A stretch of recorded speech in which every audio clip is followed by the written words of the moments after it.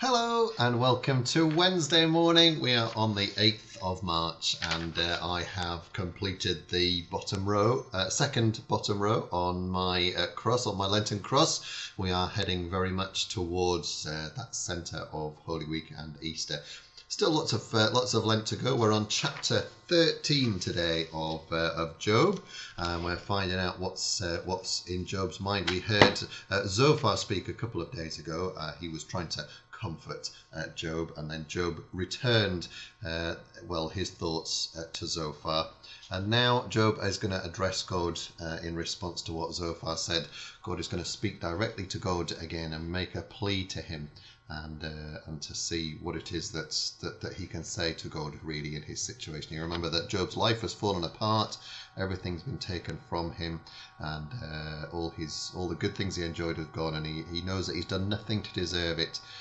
But these three comforters come and they try to say to Job, well, you must have done something wrong. God is good to people who are good, and you just need to turn to God and accept your sin, and then God will do good things to you again.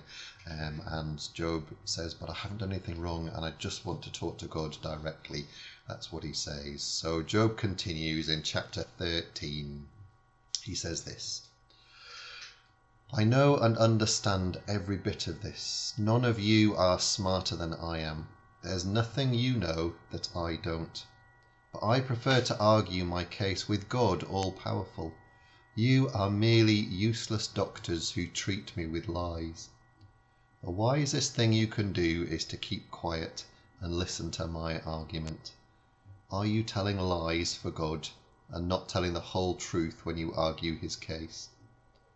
If he took you to court, could you fool him just as you fool others? If you were secretly unfair, he would correct you, and his glorious splendor would make you terrified. Your wisdom and arguments are as delicate as dust. Be quiet while I speak, then say what you will. I will be responsible for what happens to me. God may kill me, but still I will trust him and offer my defense. This may be what saves me, because no guilty person would come to his court. Listen carefully to my words. I have prepared my case well, and I am certain to win. If you can prove me guilty, I will give up and die. I ask only two things of you, my God, and I will no longer hide from you. Stop punishing and terrifying me.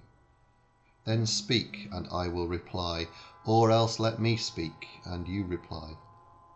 Please, point out my sins, so I will know them. Why have you turned your back and count me your enemy? Do you really enjoy frightening a fallen leaf? Why do you accuse me of horrible crimes, and make me pay for sins I did in my youth? You have tied my feet down and keep me surrounded. I am rotting away like cloth eaten by worms.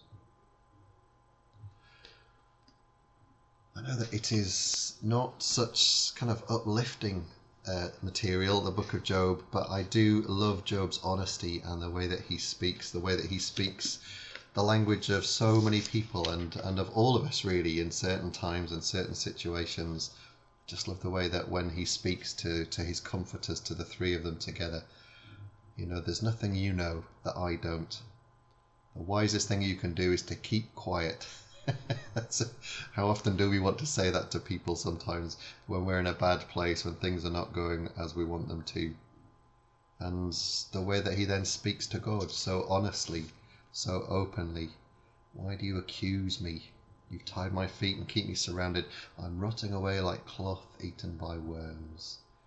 Those are words that people know and understand, and Job says those words to God, bringing his absolute heartfelt feelings to God, and speaks words to God right from his very heart. And there's a real honesty in that, and a real openness, a great modelling of that for all of us, I think, and a great thing to do as we come through this time of Lent. It's a really good book to read.